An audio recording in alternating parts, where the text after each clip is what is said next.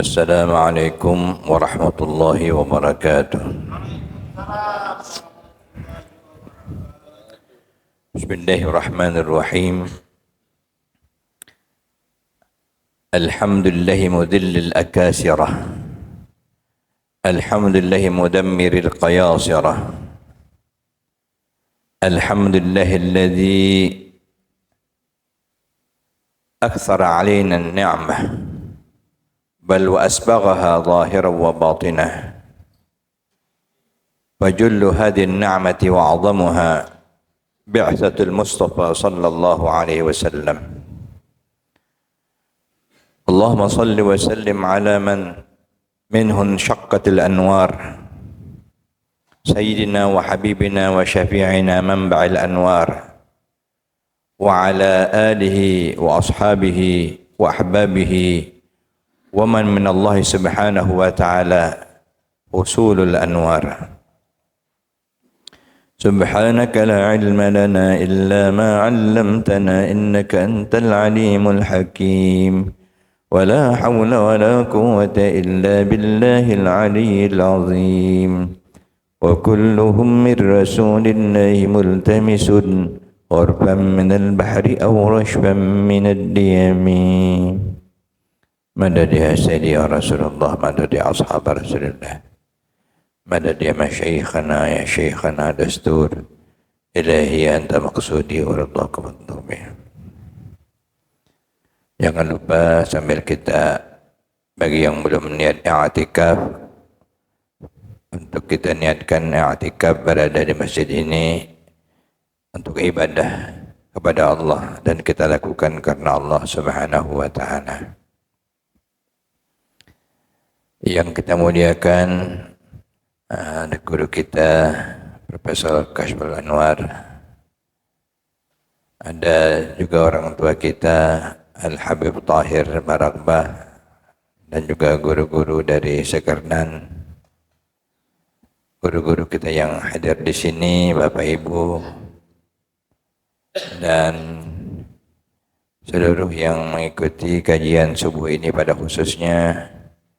Semoga kita senantiasa mendapatkan ampunan khusus dari Allah Subhanahu wa taala, kasih sayang dari Allah Subhanahu wa taala, apalagi di bulan Rabiul Anwar, bulannya kekasih Allah, bulan lahirnya junjungan kita Sayyidina Muhammad sallallahu alaihi wasallam, dengan keberkahan bulan yang menjadi mulia dengan kemuliaan sang Nabi.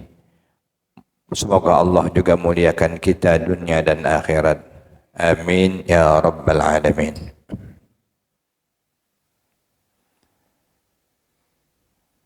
Teringat perkataan Al-Imam Asy-Syafi'i radhiyallahu anhu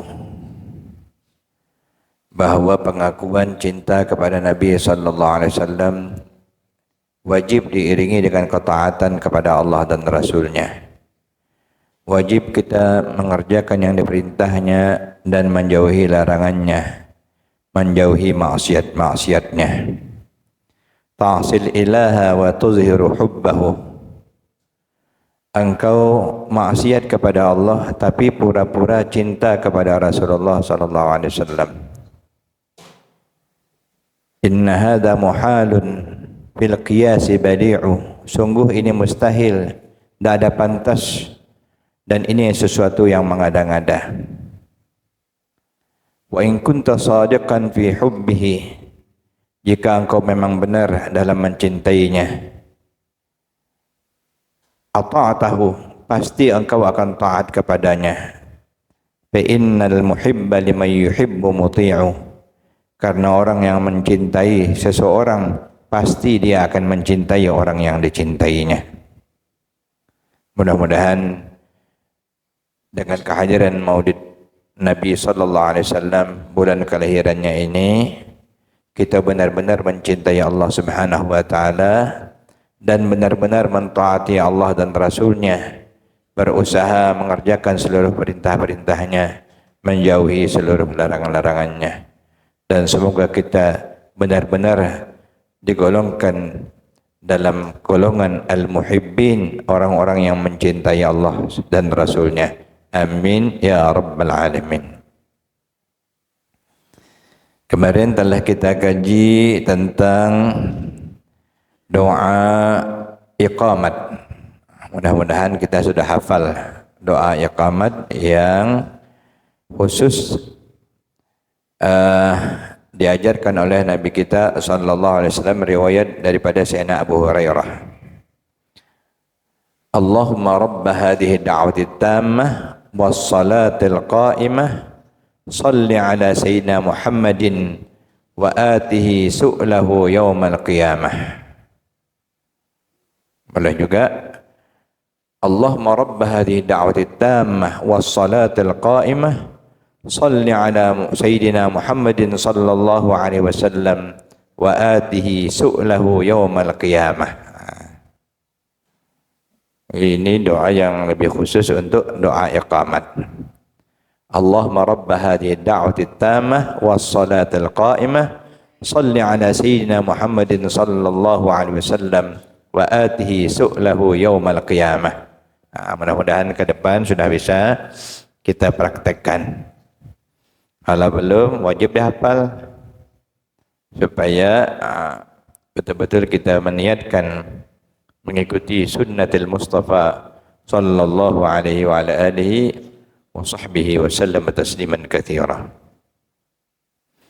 Kita masuk kepada bab berikutnya, bab doa setelah azan.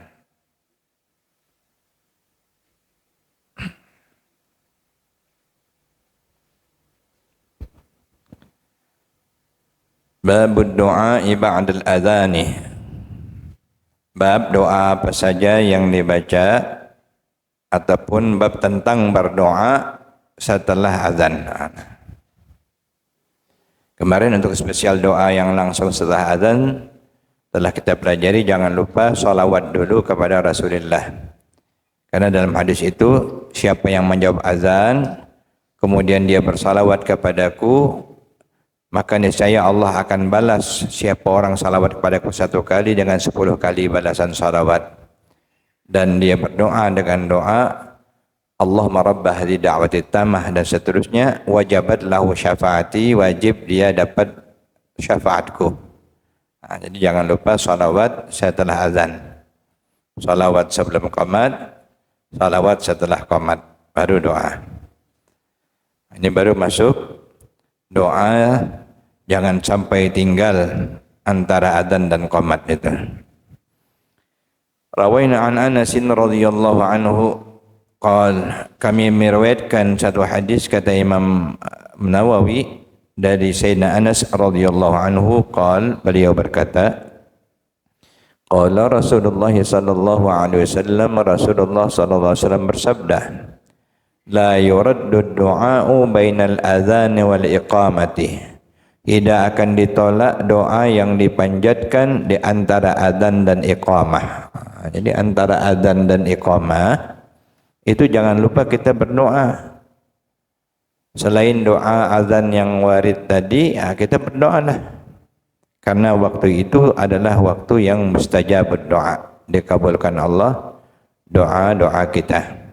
Karena itu kalaupun misalnya kita salat maghribnya tidak pakai salat sunnah qabliyah, karena memang dalam fikih diambil dari Saripati hadis Nabi sallallahu alaihi wasallam, khusus untuk qabliyat maghrib itu boleh milih liman syaa, bagi yang ingin. Tidak dimuakkadkan, tidak pula disunnahkan seperti yang ba'diyahnya, atau apalagi qabliyah subuh itu sunat muakkadah. Jadi kalau kita mau sholat sunat tentu baik, tapi kalau juga tidak apa-apa. Tapi jangan lupa sebaiknya ada jeda bagi yang azan dan iqamat itu, supaya orang bisa berdoa antara azan dan iqamah. Sering di masjid-masjid ada sabar, karena belum masuk waktu lagi.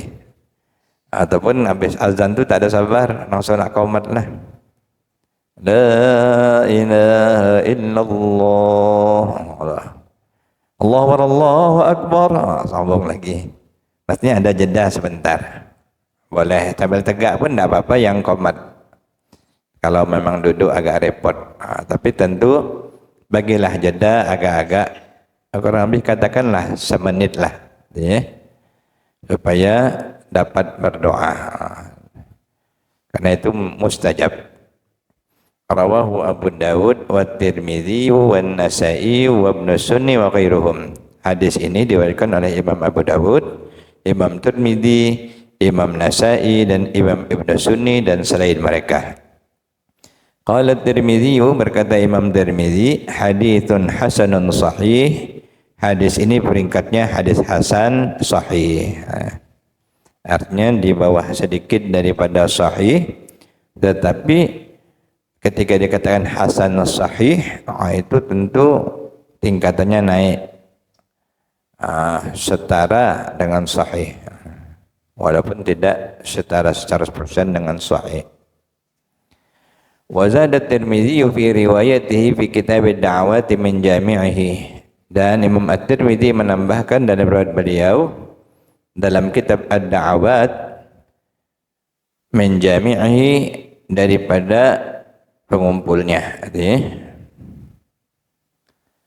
Qalu, mereka berkata, para sahabat, famadza naqulu ya Rasulullah, doa apa sebaiknya yang kami baca antara adzan dengan iqamat itu wahai Rasulullah?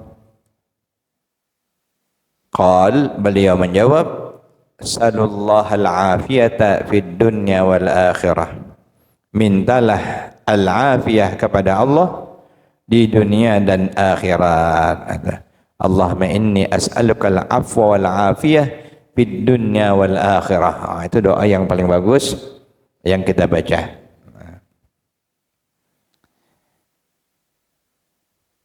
Mintalah kepada Allah al-afiyah fid dunya wal akhirah.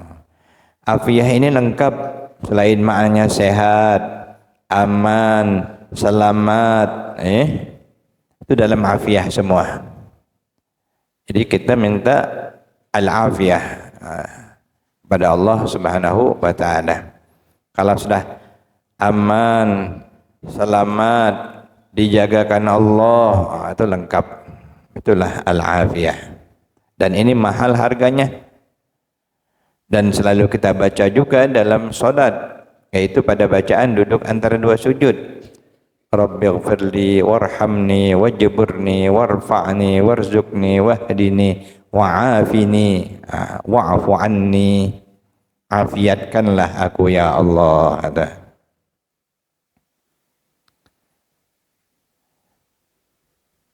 Warawina an Abdullah bin Amr bin al-As radhiyallahu anhuma, dan kami kata Imam Nawawi meriwayatkan juga satu hadis dari Sayyidina Abdullah bin Amr bin As radhiyallahu anhuma, anna rajulan, bahwa seorang laki-laki qal berkata, ya Rasulullah, wahai Rasulullah, innal muadzinina yufaddilunana, sesungguhnya para muadzin itu mengungguli kami dalam meraih pahala. Karena Nabi banyak memuji, banyak pahala orang yang muadzin ini. Faqala Rasulullah sallallahu alaihi wasallam, lalu Rasulullah SAW bersabda, kul kama yaqulun fa idzan tahita fasal tu'tah. Ucapkan seperti apa yang mereka ucapkan, dapat juga kamu, kata Nabi. Lalu apabila kamu telah selesai menjawab azan, maka mohonlah kepada Allah, maka kamu akan diberikan permohonan tersebut, dikabulkan oleh Allah Subhanahu wa taala. Azan itu kita dengarkan, kita jawab, lalu kita tutup dengan doa azan diiringi dengan salawat, lalu kita berdoa. Fasal tu'tah, mintalah, niscaya kamu akan diberi. Ini kita kadang tidak tak kurang kita manfaatkan. Setelah ini kita manfaatkanlah elok-elok, salah satunya setelah azan. Kemudian waktu iqamat. Waktu iqamat itu doa kita makbul. Indal iqamah. Kita jawab betul-betul, kita doa, dalam hati kita berdoa kepada Allah Subhanahu wa taala. Dan juga kemarin waktu turun hujan. Waktu turun hujan ni kita berdoa. Setiap ada dengar hujan turun, kalau ada Mekah kita cerita banyak orang di jalan-jalan berdoa gini. Itu kita amalkan. Rawahu Abu Daud walam yudha'ifhu. Hadis ini diriwayatkan oleh Imam Abu Daud dan tidak menganggapnya hadis dhaif. Ada yang menganggapnya hadis dhaif, tapi predikatnya bahkan hadis hasan, bagaimana yang dihukumkan oleh Imam Al-Hafiz. Biasanya yang dekat dengan Al-Hafiz ini Al-Imam Ibnu Hajar Al-Asqalani rahmatullah alaih. Hadis dhaif sekalipun seperti yang kita katakan wajib kita amalkan karena itu hanya peringkat perawi saja. Jangan ragu mengamalkan hadis dhaif. Hadis dhaif hanya tidak diamalkan untuk bab akidah ataupun bab tentang halal dan haram. Adapun selainnya itu ma'mulun diamalkan. Jangan terpengaruh kalau ada ceramah atau dengar ceramah yang ini dhaif hadisnya, itu bukan berarti kita menolak mengamalkan, itu hanya peringkat sesuai ketelitian verifikatornya. Hanya setingkat-tingkat. Jika paling kuat namanya sahih, di bawah sedikit namanya hasan, di bawah lagi namanya dhaif. Kalau yang palsu baru kita tolak.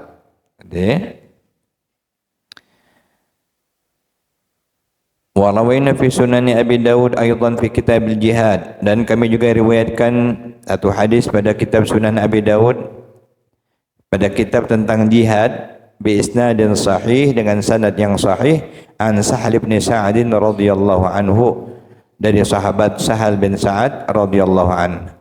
Beliau berkata, qala Rasulullah sallallahu alaihi wasallam, Rasulullah sallallahu alaihi wasallam bersabda, "Thintani la turaddani au qallama turaddani." Ada dua kondisi yang tidak akan ditolak ataupun jarang sekali ditolak.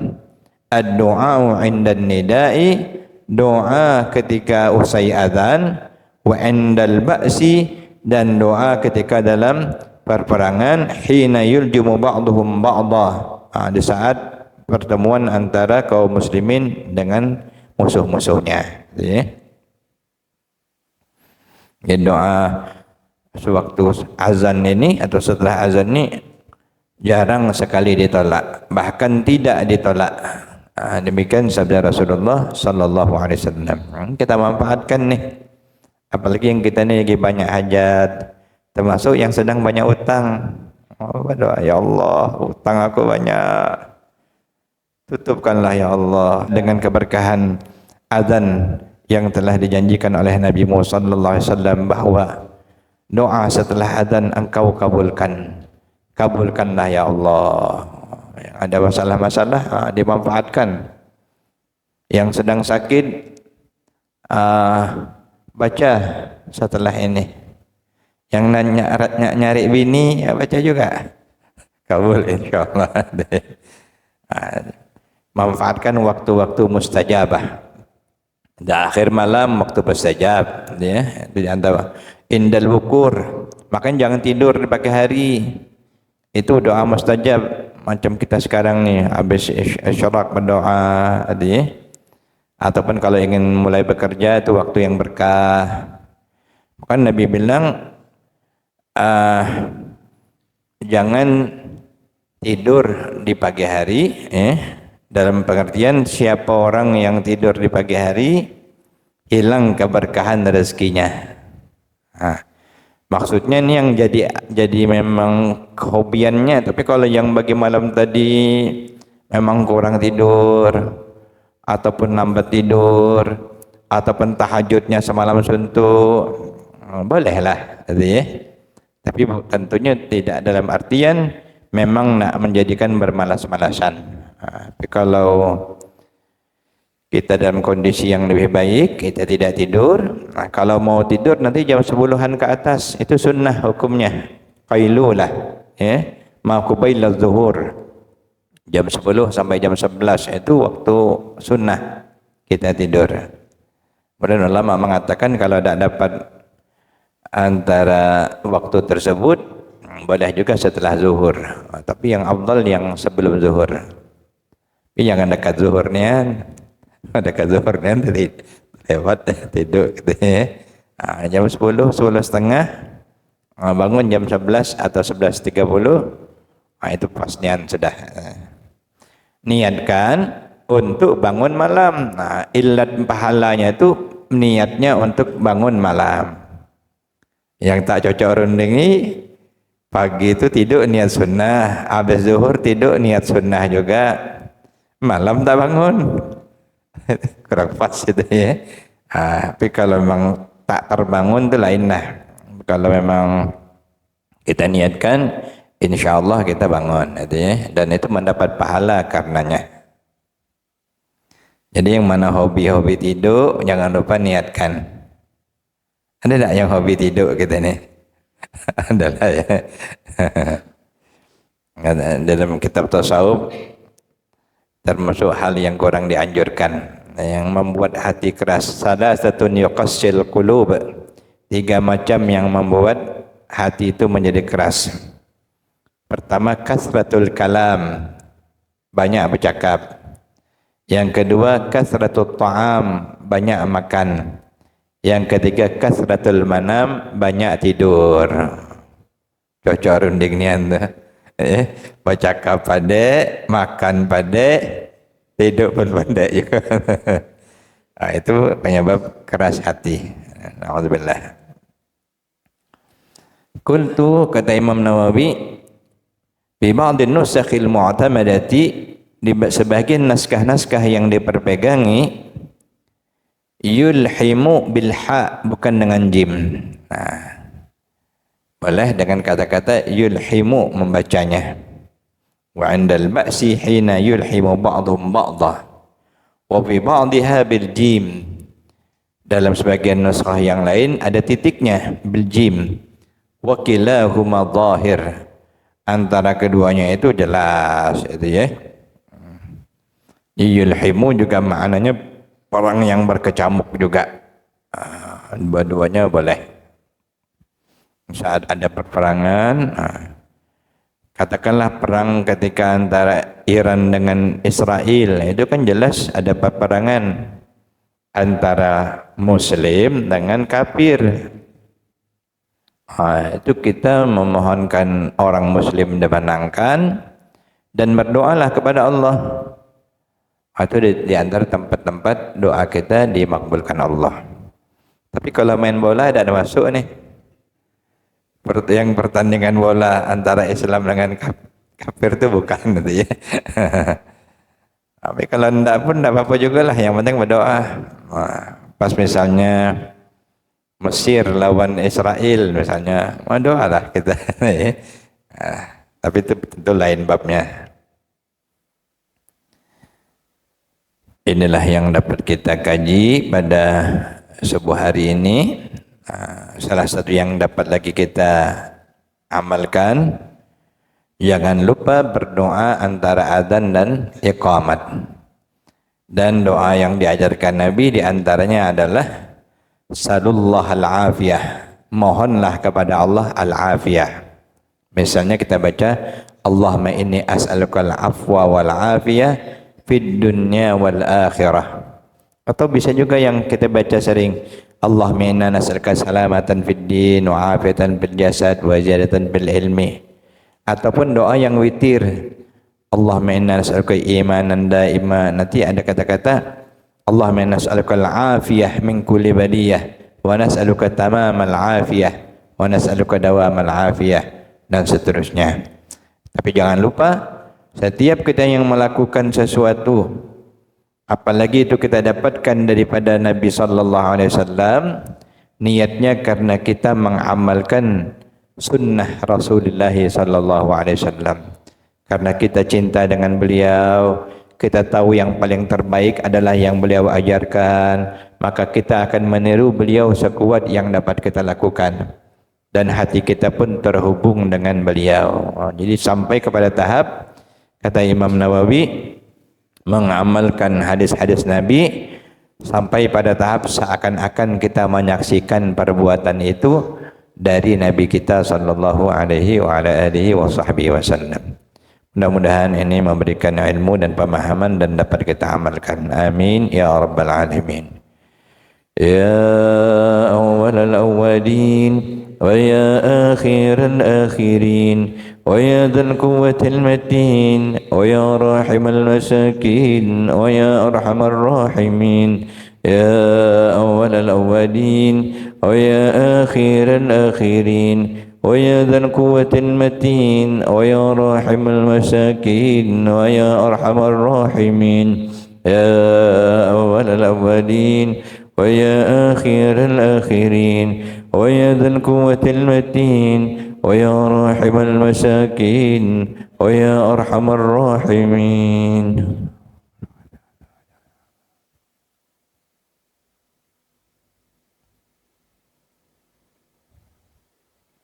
Wa sallallahu ala sayyidina Muhammad wa ala alihi wa sahbihi wa sallam.